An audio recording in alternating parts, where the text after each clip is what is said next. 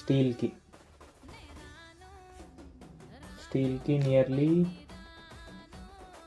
70,000 వరకు అయింది. 70,000 వరకు అయింది. అండ్ ఇది స్లాబ్ అనేది మేము మిల్లర్ తోటి పోయించలేదు, ఇసుక దొరకలేదు మాకు.